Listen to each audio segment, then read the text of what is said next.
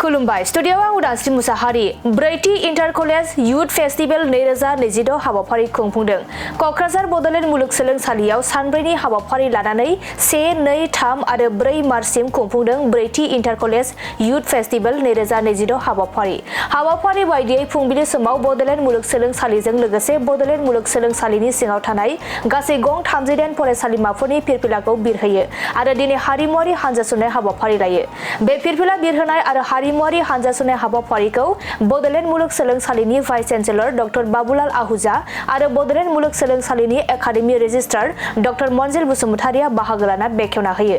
बड'लेण्ड मुलुगसोलोंसालिनि registrar doctor Prahlad Basumatary आरो गुबुन गुबुन बिबानाव थानाय प्रफेसारफोर आरो बड'लेण्ड मुलुगसोलोंसालिनि सिङाव थानाय गुबुन गुबुन फरायसालिमानि फरायसाफोरा बाहागो लादों। बड़ौलैंड विश्वविद्यालय में इंटर कॉलेज कॉम्पिटिशन्स का आयोजन हो रहा है और इसमें 37 आउटसाइड एफिलिएटेड कॉलेज पार्टिसिपेट कर रहे हैं। बच्चों को अपनी टैलेंट दिखाने का, क्रिएटिविटी दिखाने का ये सुनहरा मौका है और इसके साथ साथ मैं चाहता हूँ कि ये जो बच्चे हमारे आए हैं इनको मैं प्रेरित भी कर रहा हूँ कि ये हमारे यहाँ जो है बड़ौलैंड यूनिवर्सिटी के विभिन्न विभागों में स्किल सेंटर्स में इंक्यूबेशन सेंटर्स में भी जाएं और वहाँ देखें कि इनको क्या क्या जो है सुविधाएं और मिल सकती हैं बड़ौलैंड विश्वविद्यालय से, उसका भी उपयोग करें और साथ में जो पीजी सब्जेक्ट्स हैं उसमें किस सब्जेक्ट में एडमिशन लेना उचित होगा तो बच्चे वो भी इस ड्यूरेशन में एक्सप्लोर कर सकते हैं और बच्चों के रहने की सुविधा जो है विद इन कैंपस की गई है और मुझे आशा है कि सारा प्रोग्राम शांतिपूर्वक बहुत ही सौहार्दपूर्ण एनवायरनमेंट में होगा। Thank you very much. Professor B.L. Ahuja sir, the Honorable Vice Chancellor of Bordland University. Youth Festivalनि हाबाफारिया दिनै नैबे फुंनिफ्रायनो जागायनाय जाबाय फिरफिला बिरहोनाय हाबाफारिजों आरो दा जोङो नैबे कालचारेल प्रसेसन मोनसे दङ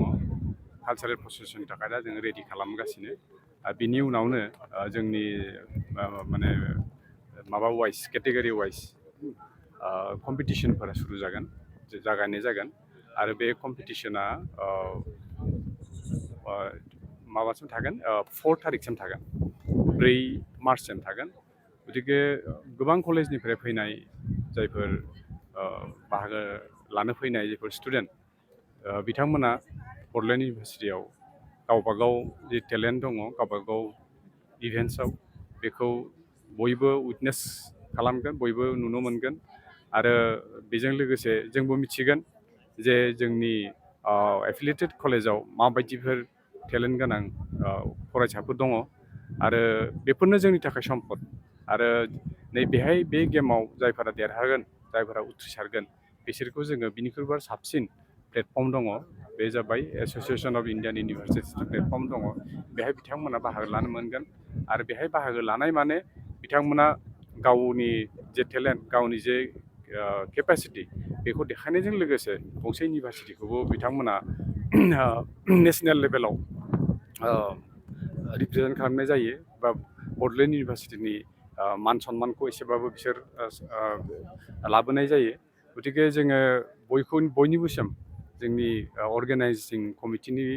फ्राय साबायखर थायो जाहाथे बयबो मोजाङै पारफर्मेन्स खालामनो हायो आरो बिसोरनि मोजां पारफर्मेन्सखौ नुनानै जाहाथे आरो माखासेयाबो फैगौ इउथ फेस्टिभेलफोराव साबसिन खालामनो थाखाय लामा नुयो आरो माखासे फरायसाफोरनिफ्राय जाहाथे एनकारेजमेन्ट मोनो मानो होनबा अडियेन्सबो नांगौ अडियेन्स थाबासो प्लेयार्सफोराबो थुलुंगा मोनो गतिके मोनसे बयनिबो मोनसे सापर्टिभ मोनसे एनभायरनमेन्टनि गेजेरजों जोङो नैबे इउथ फेस्टिभेलखौ खुंनो आसा खालामदों आरो नोंथांमोननिबो हेफाजाब नांगोन मानो होनबा एक्सप'जार होननाय मोनसे खोथा दङ बेखौबो जाहाथे जोंनि स्टुडेन्टआ मोनो नोंथांमोना जेसेबां हायो काभारेज खालामबानो जाबाय इभेन्ट्सफोरखौ आरो बिथांमोननि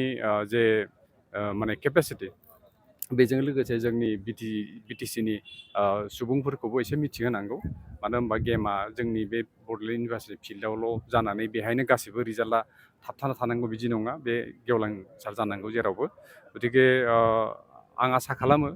जे मोनसे मोजां इभेन्ट जालांगोन बड'लेण्ड इउनिभार्सिटिनि बे आरो बेजों बयबो डिफारेन्ट गेम्सआव जोंहाबो जे टेलेन्ट दं बेनिबो मोनसे सिनायथि बयबो मोनगोन आरो जों बेफोरबायदि लाइनजोंनो फरायसा माने एकाडेमिकनि अनगायैबो जों जे गेम्स एन्ड स्पर्टनि थ्रुयैबो थांनो आवगायनो हायो बेखौ जोङो समान समान लांनो थाखाय जों बड'लेण्ड नाजागोन नोंथाङा मिथिगौ जे नैबे इउथ फेस्टिभेलाव खुनु स्पर्ट्सनि एक्टिभिटि गैया नाथाय बड'लेण्ड इउनिभारसिटिया दिनै 2009नि उनाव जे इउथ फेस्टिभेल सरि जे माने स्पर्ट्सनि फिल्डआव खामानि मावदों बेहाय जोङो इन्टारनेसनेल लेभेलसिम जों सहैनो हादों नेशनेल लेभेलसिम जोंनि प्लेयारा सहैनो हादों प्रडाक्सन बरगयारि बिथाङा आर्चारियाव गल्ड मेडेल लाबोनानै बड'लेण्ड इउनिभारसिटिनि नामखौ बिथाङा गेवलांसार होदों जोंना डेजी राभा होननाय सासे फरायसाया बिथाङा जर्जियायाव बड'लेण्ड इउनिभारसिटिखौ रिप्रेजेन्ट खालामो गतिके बेफोर जोंनि थाखाय गौरबनि खोथा आरो जों सानो जे बेफोरबायदि बा बिसिनि बायदि जे नेम एन्ड फेम बेखौ नुनानै माखासेयाबो थुलुंगा मोनथों जोङो बेखौनो हास्थायो दासिम 38 कलेज किन्तु आरो गंनै कलेज फैगासिनो होननाय खोनादों स' 40 कलेज जानायनि चान्स दं ओरैनो मा मा इभेन्ट जागोन बे कालचारेलनि कम्पिटिसन दङ मिउजिकनि दङ ओमफ्राय ड्रामानि दङ थिग बिदिनो आर्टनि दङ बिदिनो आरो पेइन्टिंनि दङ स' आर्ट एन्ड कालचारनि दङ गतिके बिदिनो आरो प्रग्रामा माने फिजिकेल एक्टिभिटि माने जों जेबायदि फुटबल क्रिकेट सानोना बेहाय गैया इउथ फेस्टिभेलाव बेहाय academic cultural and literary quiz competition जागोन बेहाय डिबेट कम्पिटिसन जागोन बेहाय कलाज बानायनाय कम्पिटिसन जागोन बेहाय माने जों जे बुस्थुखौ जों गारो बे गारनाय बुस्थुजोंबो माबा मोनसे क्रिएटिभ मोनसे बानायनाय क्रिएटिभ आर्टनि मोनसे कम्पिटिसन बेहाय थागोन बिदिनो क्लासिकेल डान्सनि कम्पिटिसन थागोन मिउजिकनि थागोन बिदिनो अनेक हाबाफारि दङ कालचार लिटारेचार बेफोरखौ लानानै आर्ट एन्ड ड्रामा दङ जों एबार नङा फार्स्टनिफ्रायनो जागासिनो प्लेनि माबा जागासिनो मोजां कम्पिटिसन जागासिनो आरो एबार जिहेतु नाम्बार अफ कलेजेसआ बांसिन आं सानो जे नैबे जोंनि जे प्लेनि सेगमेन्ट दङ बेहाय साबसिन कम्पिटिसन जागोन आरोखि नैबे फेस्टिभेलाव आउट अफ बिटिसि होननानै बुङा माने affiliated to Bodoland university Bodoland इउनिभारसिटिनि आन्डाराव जायफोर एकाडेमिक इनस्टिटिउसना एफिलिएसन दङ बिसोरनो फैनो हायो बेहाय दा जेरै आनन्दराम बरुवा बिथांमोनाथ' बिटिसिनि बाहेराव नाथाय बिथांमोननि कलेजआ जोंनि बड'लेण्ड मुलुगसोलोंसालिनि आन्डाराव एफिलियेटेड जेरै दा मरिगाव डाइट बिसोर बिटिसिनि बाहेराव नाथाय बिसोरनि एफिलिएसना बड'लेण्ड इउनिभारसिटिनि आन्डाराव स' बेफोरबायदि इनस्टिटिउसनाबो जोंनाव बाहागो लागोन आवहाय नोंथांमोनखौ साबायखर बावो नोंथांमोना दिनै फुंबिलियावनो फैनानै जोंनि दे 4th इउथ फेस्टिभेल दिनैनिफ्राय जागायजेनबाय बेखौ कभारेजनि थाखाय दिनै जों मिथिगौ बड'लेण्ड इउनिभारसिटिया 2009 मायथाइयावनो बियो गायसनजादोंमोन आरो बे समनिफ्रायनो बड'लेण्ड इउनिभारसिटिया नाजाबाय थादों माब्रै जोंनि बे ओनसोलनि फरायसा फरायसुलिफोरनो जे स्कपफोरखौ होनांगौ बेखौ माब्रै होनो हागोन बे बिथिङाव नोजोर होनानै नाजाबाय थादों आरो फैयै फैयै 2022 मायथाइयावहाय जोङो गिबि खेबनि थाखायहाय नैबे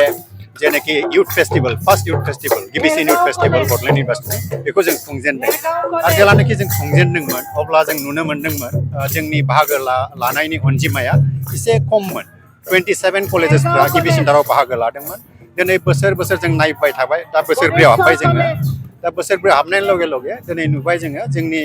बाहागो लानायनि अनजिमाया कलेजफोरनि अनजिमाया दिनै बांनायनिफ्राय बांलांबाय जोङो बेखौनो मिजिंथिदों जे फैबाय थानाय समाव आरोबाव जोंनि कलेजनि बाहागो लानायनि अनजिमाया बांलांबाय थागोन मानोना दिनैनि थारिखआव जों नायब्ला नुनो मोनो बड'लेण्ड इउनिभारसिटिया 65 एफिलियेटेड कलेजेसफोर दङ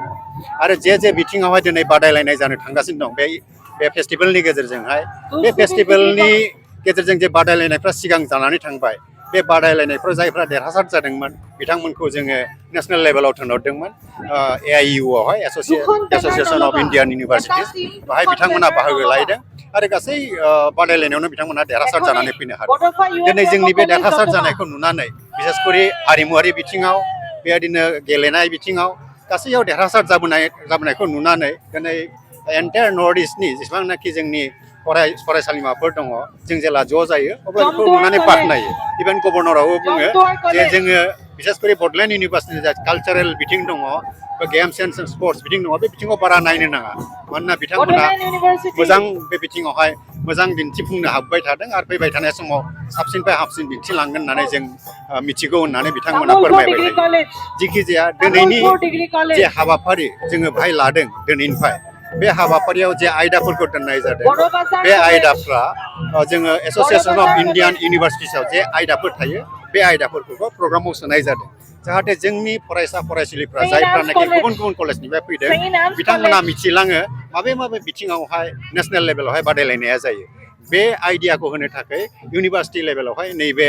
इउथ फेस्टिभेलखौ खुंनाय जायो आरो बेहाय आं फोथायो जे जोंनि जाय फरायसाफ्रा दिनै बाहागो लानो थांदों बेनिफ्राय मोजां मोनसे मेसेजखौ लानानै थांगोन आरो बिथांमोना गावसिनि ओनसोलफ्राव गावसिनि कलेजफ्राव नैबादि आयदाफोरखौहाय बिसोरो जागायजेननो हागोन आरो बिनि गेजेरजोंनो बिथांमोना नैबादि बादायलायनायावहाय थाम थिम जानानै फैगोन जाहाथे जोंनि बादायलायनायनि स्टेन्डार्डआ आरोबाव गोजौसिनाव थाङो बेनि थाखायनो आङो थारैनो रंजानाय मोनदों दिनैहाय गोबां कलेजफ्रा फैदों कलेजफोर फैनायल' नङा ओमफ्राय गोबां गथ'फ्रा दिनैहाय बाहागो लानो फैदों आरो दिनै जायफ्रा फैदों बे गथ'फ्रा उन्दै डिग्री लेभेलाव फरायनाय बिथांमोना बेबायदि इउनिभार्सिटि लेभेलाव थांनानै बाहागो लानायनि एक्सपिरियेन्स गैया बा अभिज्ञताफोर गैया नाथाय दिनै बे फेस्टिभेलनि गेजेरजों बिथांमोना मोजांथार खाबुखौ मोनदों माब्रै जोङो गोबां कलेजफोरनि गेजेराव बाहागो लानानै देरहासार जानो हायो बेबादि मोनसे साननायखौ लानानै फैदों बेनिखायनो आं सानो बेबादि मोनसे बादायलायनाय स्पिरिटआ जुदि थाबाय थायोबा हयथ' जोंनि बे ओनसोलावहाय जे जोंनि बादायलायनाय बिसेसकरि हारिमुवारि बिथिङाव बिदिनो लिरनाय बिथिङाव बेबायदिनो गेम्स एन्ड स्पर्ट्स गेलेनाय बिथिङाव गोबां आवगायनो हागोन होननानै आं फोथायो बेखौनो आङो बे समाव बुंनो सानबाय आरो आं सानो जे थाबावनाय हाबाफारिफोर दङ दिनैनिफ्राय लानानै सानथाम जागोन बे गासै हाबाफारिया